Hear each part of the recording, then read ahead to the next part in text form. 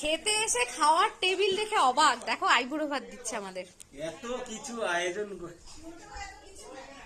না, অনেক কিছু আছে। ভাত, আলু পাপড় ভাজা, এটা বাড়িতে বানানো। এটা কি ভাজা গো? আলু ভাজা, আলু পটলের তরকারি, মিষ্টি, পায়েস, চাটনি, পনির, ভেজ ডাল। এত কিছু আয়োজন। ও সাথে আবার ঘি।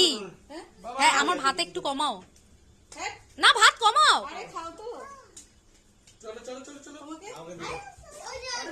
আমার সত্যি মনে হচ্ছে আইবুড়ো ভাত খেতে বসছি। কি বলবো বলো, রাত্রে আবার এত কিছু খাওয়া যায়? চলো খেতে বসি।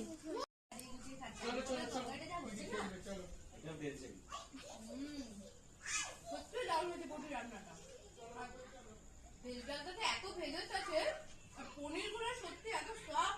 এই দেখো, আমি তখন ছেলেদের খাওয়ানোর সময় আমি বললাম বৌদি, পনিরটা এত সফট, আমার কোনোদিন এত সফট হয় না।